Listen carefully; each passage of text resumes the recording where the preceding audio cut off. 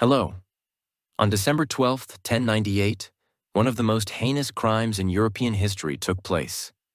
It was a massacre carried out under the false banner of religion against the Muslims in one of the cities of the Levant, Mara al-Numan, a small city in northwestern Syria. All of its inhabitants, from the eldest to the youngest, fell victim to the treachery of a group that European chroniclers themselves described as savages. So, what happened on that day that made the Europeans themselves feel ashamed of this battle, despite the victory they achieved? Welcome, and today I'll tell you about the battle that turned the Crusaders into cannibals. But before we begin, don't forget to subscribe and activate the bell to be notified of the new story every week. And I want you to get this video to 20,000 likes before the next episode. I'm counting on you. To understand the full scope of the crime that occurred, we need to go back to the very beginning.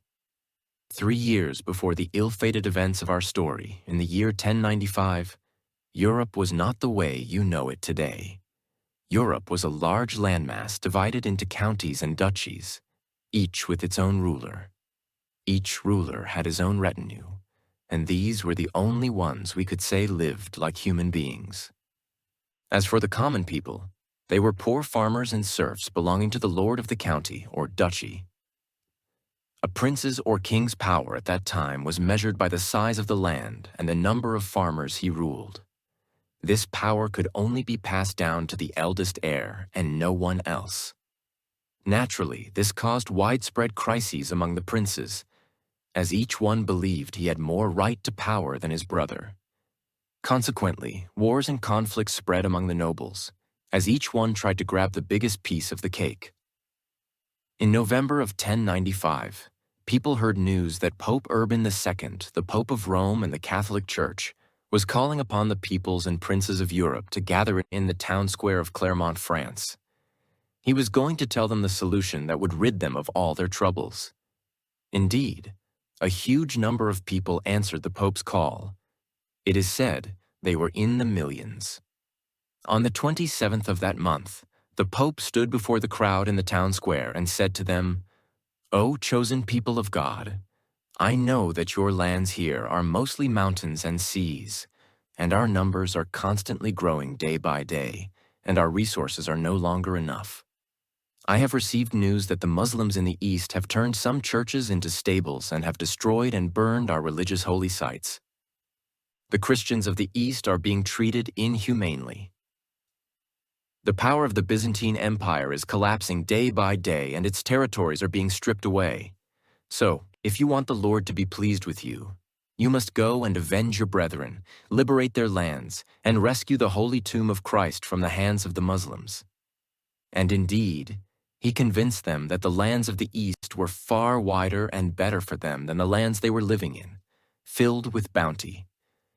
And since they were God's chosen people, they had more right to it than the Muslims. The Pope himself would be fully responsible for protecting their property until they returned. After he finished his speech, a bishop rose from his place, knelt before the Pope, and asked for his permission to lead the holy campaign himself.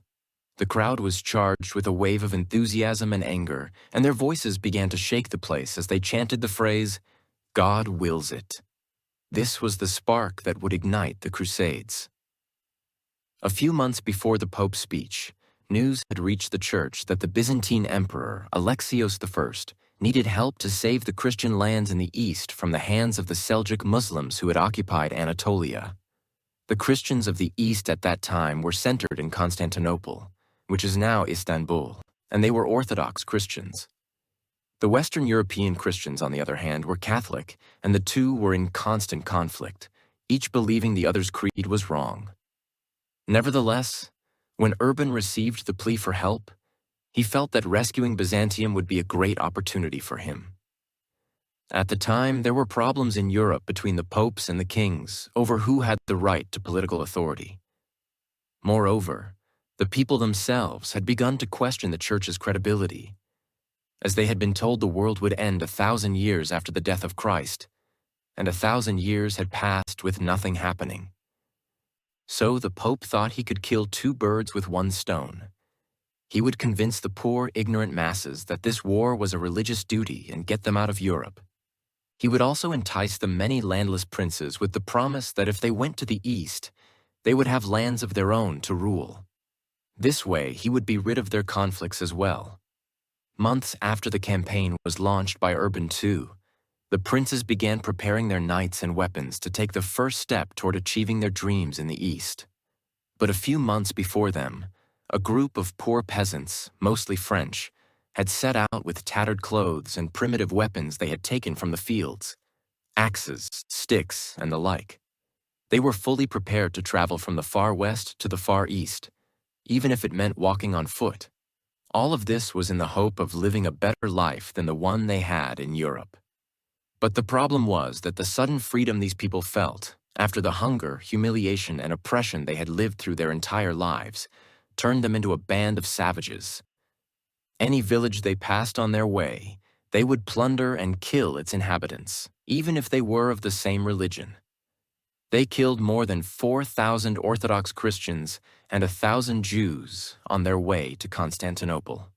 In August 1096, news reached Emperor Alexios I that the European forces he was waiting for had finally arrived on Byzantine lands. But he was shocked when he learned that they were hundreds of thousands of people. Alexios sensed that something strange was happening. This was not the deal he had made with the Pope. The agreement was that a few mercenary soldiers would arrive to fight alongside him against the Seljuks and return his lands, and then they would be on their way. But these people looked like they had come for a completely different purpose. That's why he forbade them from all entering the capital, fearing they would plunder it and kill its people, especially after learning what they had done on their way there. When he met with the princes, he demanded that they swear an oath of loyalty and pledge to hand over all the cities and lands they conquered to the Byzantine Empire. He stipulated that once their mission was complete, they must return to their own countries. But this did not sit well with the European princes who had come with the intention of staying. At the same time, they knew that without the Byzantine Empire, they would have no one in the east to support them or provide them with supplies and weapons. So they were forced to go along with it, agree to his terms, and swear the oath in what later became known as the Convention of Constantinople. After some consultations between the Byzantine Emperor and the Crusaders, they agreed that their first destination would be the city of Nicaea, the capital of the Seljuk state. This was because its geographical location was very strategic, and if it remained in Muslim hands, it would pose a threat to the Crusaders as they advanced into the Levant, since their primary goal was Jerusalem. That's why they felt it was necessary to control Nicaea. But what happened was that when the peasants heard that Nicaea was next, they didn't wait for the rest of the regular army to arrive from Europe. In a disorganized manner, they went and attacked the city in what was called the People's Crusade. The result was that the Seljuks sent a large army that wiped out most of these peasants, and the Byzantine emperor sent for the rest to be taken away from there. At that time, the Seljuk Sultan Kilij Arslan felt that the campaign he had heard about was child's play, and that anyone who attacked him would be like this group. He thought the war was over for him, and in his underestimation, he left the capital to settle the dispute in another city. On May 6, 1097, the regular Crusader army arrived at the borders of Nicaea and camped around its walls. The siege continued for 5 consecutive weeks, during which both the Muslims and the Crusaders lost many lives. When the news reached the Sultan, he tried to return to fight them, but unfortunately he couldn't enter the city because of the siege. So he withdrew and left the city to its fate. At that point, the Byzantine emperor, fearing the Crusaders' treachery, went behind their backs and promised the people of Nicaea that if they surrendered, he would protect their lives and property. But if they refused, he would leave them to the savages from the west to finish them off. To reassure them further, he allowed some supplies to enter through the Western Sea. At that time, the people of Nicaea had no choice but to surrender. On the morning of June 19th, the Byzantine flags were raised over Nicaea in an unexpected surprise for the Crusaders. What happened in Nicaea was a shock to the Crusader princes, because they had hoped to gain some benefit from the siege. This was a clear message from the Byzantine emperor. This place is not for you. Yet, they were forced to remain silent and be patient for the reasons we just mentioned. Following Alexios's orders, they continued to conquer one city after another and hand them over to the Byzantines as per their agreement. But over time, their patience began to run out. While they were on their way to capture Antioch, one of the princes in the Crusader army, named Baldwin, heard of a nearby city called Edessa. It was ruled by an Armenian king who had no children. So, he took his knights, changed his course, and headed for Edessa. After arriving there, he met the king and convinced him to make him his heir, arguing that the Armenian church was closer in creed to the Catholics than the Orthodox Byzantines. The king was convinced and gathered the people in the city square to announce his new heir. But the poor man didn't know that Baldwin would later incite a popular uprising against him, under the pretext that he was following the orders of the Byzantine state and cause him to be killed by his own people. Afterward, Baldwin himself ruled Edessa, establishing the first crusader state in the Middle East. This was clear and explicit proof that the campaign was not about protecting Christians from Muslims. It was driven by personal and political goals, regardless of the opponent's religion. Let's return to the Crusader army on its way to the city of Antioch. The campaign at that time was led by the French Duke Raymond of Toulouse and the Italian Duke Bohemond I. Both knew that what they were about to face was completely different from what had come before. The city of Antioch at that time was one of the largest, strongest, and richest cities in the entire region. The Muslims had established their control over it for about 100 years. Furthermore, the ruler had created an atmosphere of cohesion among the people of different faiths and nationalities, so the situation was completely stable internally. As for its exterior, the city was surrounded by massive walls built by the Byzantines themselves in the 10th century. Moreover, the main citadel itself rose about 300 meters above sea level, giving it a commanding view of the entire surrounding area. In addition, the terrain and mountains were steep, and water surrounded the city from several sides. Despite all this, the Byzantines still hoped to reclaim it one day. The Crusaders believed that if they controlled Antioch, no army could stand against them afterward.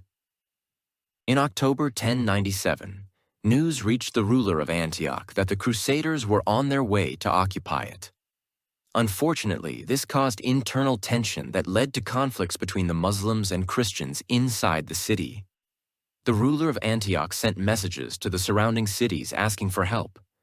He relied on the fact that the city had enough resources for its people and was fortified from all directions, so they could withstand any siege until reinforcements arrived. But unfortunately, on October 20th, the Crusaders managed to seize the bridge over the Orontes River, cutting off any supplies to the city. Since the ruler of Antioch at that time had only 7,000 fighters against more than 30,000 soldiers and 70,000 common folk, he decided not to engage them in any conflict, hoping for support from the surrounding Muslim armies. He held this position for 14 days, which was enough time for the Crusader armies to organize their ranks and request more supplies from the Byzantine state. But unfortunately, the Islamic Emirates at that time were fragmented and had problems and conflicts among themselves, and no one came to help Antioch. The siege lasted for 8 full months. During this period, the Crusader army faced conflicts due to disagreements among the princes over who had the right to issue orders and who would rule Antioch after its fall. It was then that the Crusaders' true intentions for the attack became clear. They would never surrender the city to the Byzantine emperor as they had promised. With that, they lost their only supporter in the region. When winter set in, they were exposed to very harsh weather conditions, and many of them began to die from the cold, especially since the long siege had caused all their food to run out. A large number of them felt the siege was hopeless and decided to give up and return to Europe. However, Raymond and Bohemond were determined to continue the siege. Bohemond went out with a contingent to search for supplies in the south. There, he encountered a Muslim army coming from Homs and Damascus to help Antioch, led by the Seljuk emir Kerboga. A battle ensued between them in which a large number of soldiers from both sides died. Unfortunately, it ended with Bohemond's victory, and he returned to the siege of Antioch once more. Although this victory boosted the morale of the Crusader army, The majority were completely hopeless, exhausted, and did not want to continue. It was then that one of the clergymen came forward and told them he had seen a vision of a saint who told him the location of the lance that had pierced Christ. If they found it, victory would be certain. Indeed, he took them to a place and pointed out that this was where the lance was. Most likely a lance he had buried himself. When the people started digging and actually found the lance, enthusiasm was rekindled in the army's ranks, and their hope for victory was renewed. At the beginning of the 8th month of the siege, news reached Bohemond from inside Antioch that a traitor would help them enter. On the morning of June 2nd, 1098, Antioch fell into the hands of the Crusaders. Days before the Crusaders entered Antioch, the Byzantine Emperor had sent them supplies with the faint hope that Antioch would remain under his authority when they entered it. But when he learned that the Crusaders had already entered, he turned the supplies back midway. By this time, the Crusaders had entered the city, and their intentions became clear in their treatment of the people of Antioch. They began to slaughter them brutally, one after another. They didn't care if they were old, young, a woman, or even a child. When the city's ruler tried to escape, they caught him, cut off his head, and mounted it on a spear after killing his entire family. They stormed the warehouses, shops, and houses and consumed all the supplies within. Because the siege had been so long, the people had already consumed most of the food. The Crusaders, who had come from poverty and hunger and had lived through 8 months of famine and disease, made short work of the little food that was left in Antioch. In a short period, the city was completely devoid of provisions. Since Byzantium was now angry with them and knew their hidden intentions, they had no choice but to find a new city to attack. It was Ma'ara al-Nu'man's turn. What the Crusaders did in Antioch was heard in all the Muslim cities, including Ma'ara al-Nu'man, whose people received news that the Crusaders were on their way.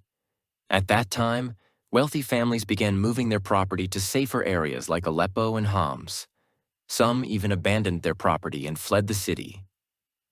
In November 1098, the Crusader armies, led by Bohemond, reached the borders of Ma'ara al-Nu'man. To their surprise, the city was fortified with very high walls. While they weren't as fortified as Antioch's, the problem was that the wall was surrounded by a deep trench, which meant that scaling these walls would be extremely difficult. So Bohemond began to besiege the city, hoping its people would get scared and surrender. But what happened was that the people and army of Ma'ara al-Nu'man held out bravely against the siege. Bohemond then decided they would storm the city. They began cutting down the olive trees around them to use the wood to make ladders. At the same time, he ordered another group to dig up parts of the trench and use the excavated soil to fill other parts of the trench to raise its level. But their problem now was that winter was setting in, and they suffered the same fate as in the Siege of Antioch: cold, death, and famine, to the point where they were digging in the ground, hoping to find seeds or insects to eat. On December 11th, 1098, after exactly 20 days from the start of the siege, they succeeded in making ladders tall enough to reach the top of the wall. People then rushed onto the ladders they had made in a hysterical manner, to the point that they were trampling each other, falling from the top of the ladders and dying, until they managed to cross the wall and enter the city square. There they engaged in a fierce battle with the Muslims, which led to the deaths of a large number of people on both sides. After hours of fighting, night began to fall. The city's leaders informed Bohemond that they needed to stop the fighting until dawn, at which point they could negotiate. Bohemond agreed and ordered a halt to the fighting. The army of Ma'ara al-Nu'man retreated and took shelter in houses and the citadel. After a few hours in the stillness of the night, a group from the Crusader army attacked the residents of Ma'ara al-Nu'man, breaking the truce. When other members of the army saw them, they felt the spoils would be taken from them, so they attacked as well. They began killing the city's people, both Muslims and Christians, for 3 consecutive days until they had killed the entire population of the city, which is said to have been more than 20,000 people.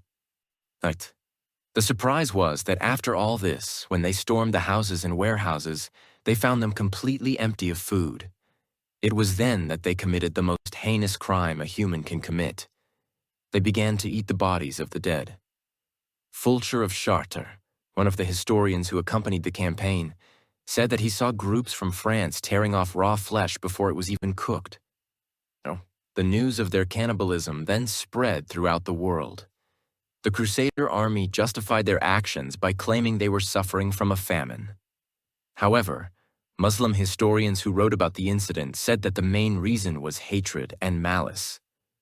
The incident of Ma'ara al-Numan remained a stain of shame among the many stains of shame in the history of the Crusades and all of Europe. And with that, we reach the end of the story. I'm waiting for your opinions, and if you have a story you want us to tell, write it in the comments. The idea that gets the most interaction I will work on, God willing. Show me your support now with a subscription, a like, a comment, and all that good stuff.